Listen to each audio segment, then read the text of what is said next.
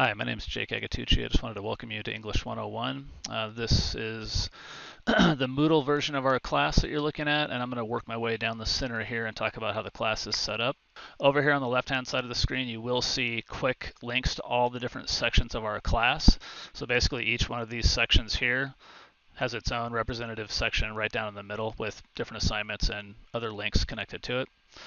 So we'll start by talking about the first section, the course orientation and the writing process. So it's meant obviously to orient you to the class and then expose you to the writing process for producing academic essays.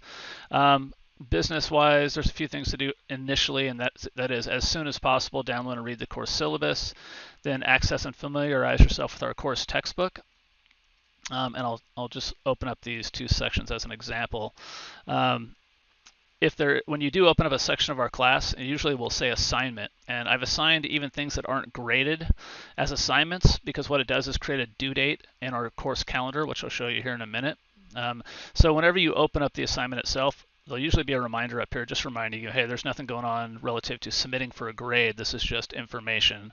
In this case, it's our syllabus, and you'll see it as a thumbnail here, and if you click this little expander, it'll open up and you'll actually get the full version of the document. And right now I'm logged into my account, so you'll see this edit option is something you won't see. You will see a download option though, and you can just download the syllabus. So as soon as possible, you're encouraged to please read through the syllabus, including getting down to the assignment breakdown, grading, different course policies, the types of assignments we have in the course, and the parameters for those assignments. So make sure that you digest all of that as soon as possible. If you have questions about the syllabus, you can post them to a discussion board, which I'll show you in a second. The only other element in this section you might want to take a look at as well is these are college course-related policies that the college puts out. So things like FERPA and Title IX and other college policies. And if those titles don't mean anything to you, that's a good sign you might want to jump in there and just take a look because they involve privacy and equal treatment and things like that. So take a look at the other course college-related policies as well and download it for a reference. So I'm going to go back out into the regular part of the class. You'll also see the second assignment, access and familiarize yourself with our course textbook. We use what's called an open educational resource, which means it's free, basically. We pull in sections from that resource that help us meet the outcomes for the class, and those outcomes you'll read about in the syllabus. And outcomes basically means what this class is meant to teach you or make you competent in by the time you're done with it. So our textbook basically, and links to different parts of the textbook, are spread throughout the class. So whenever there's an assignment to read in this OER textbook in a particular part of the class, there'll always be a link directly from that assignment to the part of the book that you need to read. However, if you want to get a hold of our text online, you can click this link, and you'll end up at the English composition table of contents. I'm not using all of this material. This is a huge amount of material. I select sections of it, which is why you're not just given a book and you just buy the whole thing, because I get to pick and choose the parts that I want to use. But it's here as a reference if you ever need it. Like I said, if, for example, I was going to have you read higher order concerns at some point in the course, you'd see an assignment.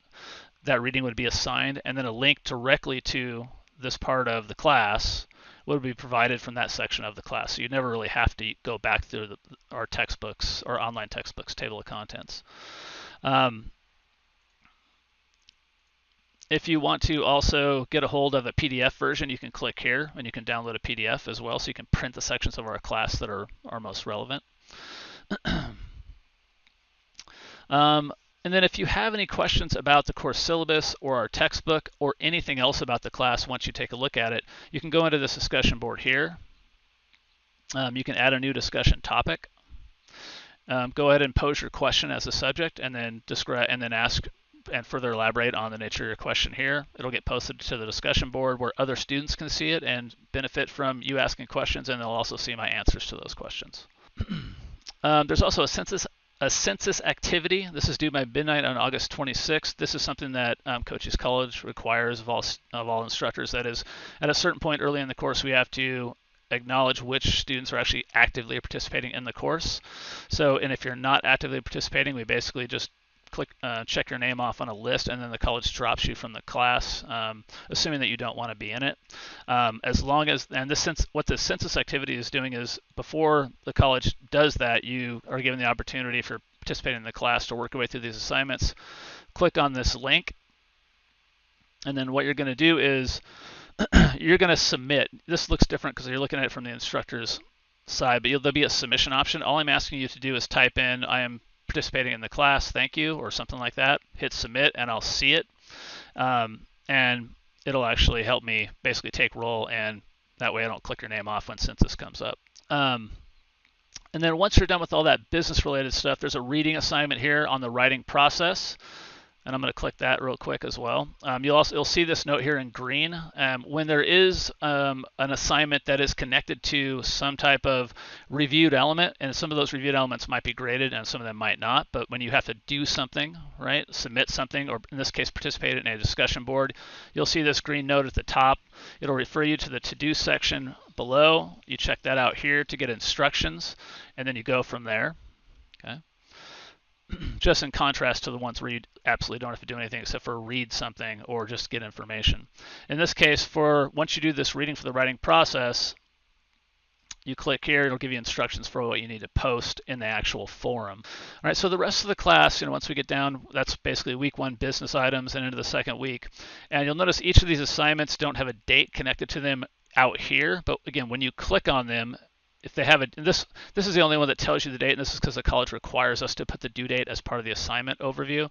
But for example, when I want you to read the writing process, you really have no idea from this perspective. So you click on the assignment, it'll always give you a due date here. So this has to be done by September 2nd at 11:55. If you just scroll down a bit, you'll find our calendar over here, and you'll start to see dates pop up. So when you have to download and read the course syllabus, I say ASAP, but at the very latest by midnight on the 22nd, the first day of class.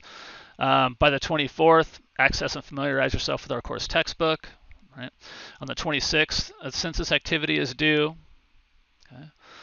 And then the next assignment, which involves that reading we just looked at, is due on September 2nd, that writing process, and then submitting to the writing process forum. All that's due by the 2nd. So as a way of sort of grounding yourself on deadlines, all these assignments, once you click on them, will tell you the deadline, but you can always just look over here and you can jump from month to month. If you want to look ahead into October, you can see the different assignments that are blocked out in October as well, and they correspond to these sections of the class here.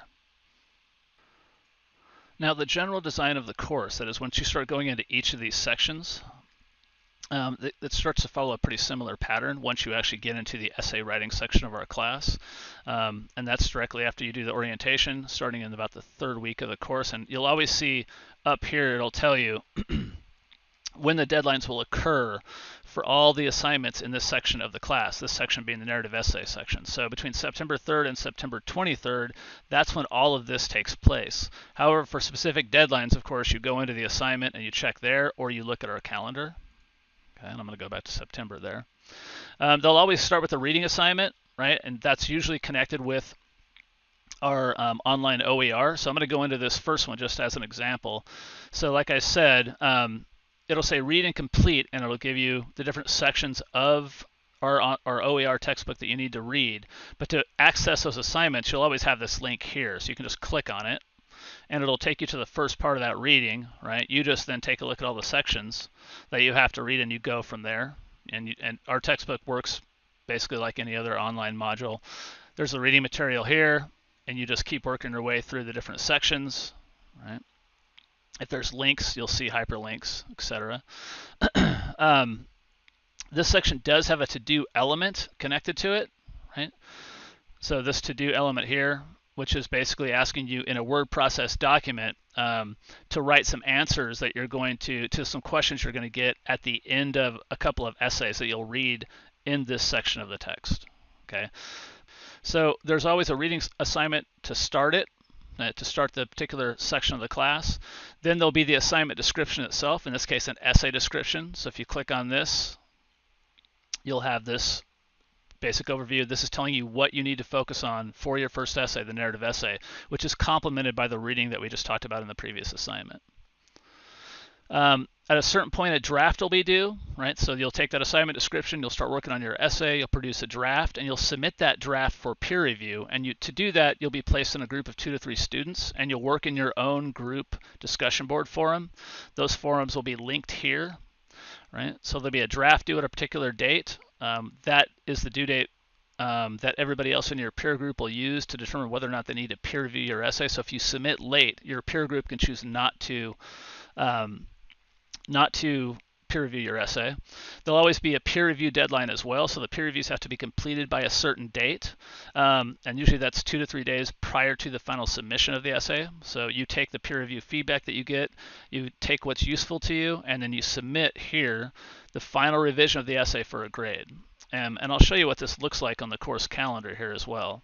So if we go into September, let's see, we'll see it's a 3-week process, right? So the narrative essay section starts on September 3rd, right? The first assignment in that section isn't due until the 9th, and that is the narrative essay assignment description has to be read, and then the reading assignment, or the reading right above it, also has to be read by that Sunday. So you have a full week to do that. The next week is working on the draft, right? So September 10th through the 16th with the draft due date on the 16th. You then have 3 days to complete the peer review and submit, right? And then you have another 3 and actually into a 4th day to revise and submit the final revision to this section here. And that is this section here in the class. So that's how you'll work your way through a typical module, and they follow pretty much the same pattern. So if you go month to month, you'll see very similar deadlines falling on Sundays, Wednesdays, right? This next section of the course I'll talk about just a little bit because it's not following the essay process we just talked about, though the course will fall back on that. And this is probably a good time to talk a little bit more about the essay assignments for this class and how they're structured. All right, so I wanted to go back to our syllabus real quick just to take a look at the different assignments. So I'm down in this section here. What we're focusing on mostly are just the essays, right, at this point. So you'll have a narrative essay first, which is a short essay based on personal experience, right? And you'll get a good overview on that with the reading. It's short, right? It's personal. It's sort of like your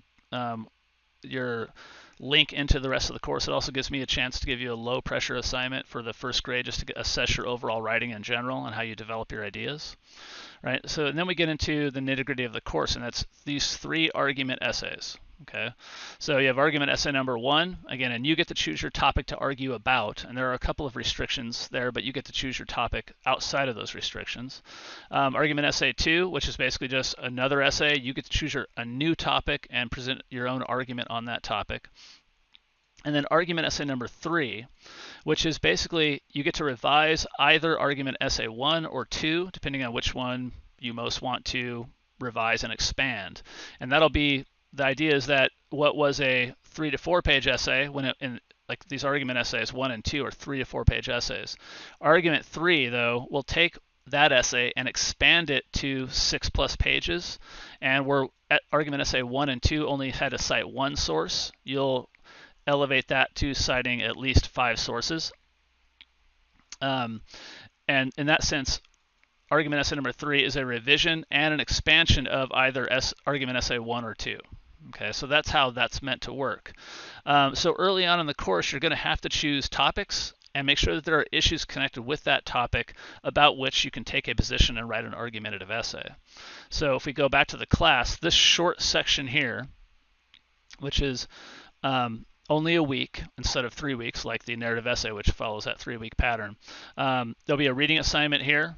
Again, the writing process reinforced with a case study.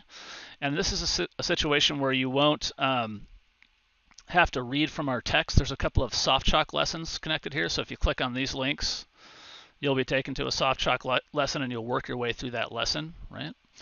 And part of that is just talking about an example essay and another student writer's process, the steps that she went through to write that essay, right, and why it was successful. It's our model essay for the argumentative essays that you'll be writing this term, and there's other models in our textbook as well, but this is the primary one that gets discussed in depth. Once you read through the writing process, you read through those 2 soft chalk lessons in this section of the course, you'll develop topics and issues. So if you go in here, you'll get the instructions for doing so. It's asking you to read a couple of sections of our text, right? And then to do there's a to-do assignment here about topics and issues and developing some topics and issues. And basically what I'm asking you to do early on in the term, before you start thinking about your argument essays, is to try to come up with a topic and an issue connected with that topic that you think you can write about. Okay, so that's what the reading will connect with in that section of the course. So the idea is that by the time this week is up and before you start thinking about your argument essays, you're going to choose the topics that you're going to write about for argument essay 1 and 2, right? And you can change this later if you want, but I just want to make sure you've thought about it outside of the pressure of actually writing either of those essays. So you get sort of a week just to kind of plan what you actually want to write about and the issue that you want to take a stand on, right? And you'll submit your ideas and get some feedback by the end of that week. So and then basically things move right back into the typical pattern, right? Make sure you read this clearly, right? This is explaining how the essays are connected, and we just talked about that a little bit, where essay 3 is basically, argument essay 3 is a revision of either argument essay 1 or 2. So you'll see reading assignment, assignment description, draft, peer group, peer review due date, submit final revision. And the rest of the class will follow that same exact pattern. Argument essay 2 follows the same exact pattern, reminds you about the situation. There'll be a short break here from essay writing into research, and this is where you'll have to make a decision on which of the essays that you've written earlier, argument essay 1 or 2, you're going to revise and expand for argument essay 3. And you'll take your research and you'll basically add to it. So by the end of this section, what you're going to do is expand your research. You're going to find 5 more sources to add to the 1 source you used in the argument essay that you're revising and expanding for a total of 6. And then you'll submit a working bibliography here representing those 6 sources. And then you'll also read and evaluate those sources for that second week, right? That is, you'll take all your sources, you'll read them thoroughly, and you'll evaluate their worth as and their potential for being useful for your argument essay. Okay. Once that's done, the latter part of the course, the last 3 weeks, where you write argument essay 3, again, which is an expansion and revision of argument essay 1 or 2, your choice. But there'll be a reading assignment, which will be a review, the argument essay 3 assignment description, which by then you'll already know, but it's a way of reinforcing it. You'll submit a draft. You'll peer review that draft in your group. You'll submit it by a particular deadline, those peer reviews, and then you'll also have a final submission for argument essay number 3, which is your final assignment in this class. There's no final exam. There's no other final element. This is just your revision of either argument essay 1 or 2, and expansion of that essay is your final project. All right, so that is the end of our overview. Please make sure you click around in the class, explore a little bit, get used to how things work, use this video as a reference, and then go ahead and submit any questions you have about course structure, deadlines, mistakes that you see relative to deadlines or anything like that.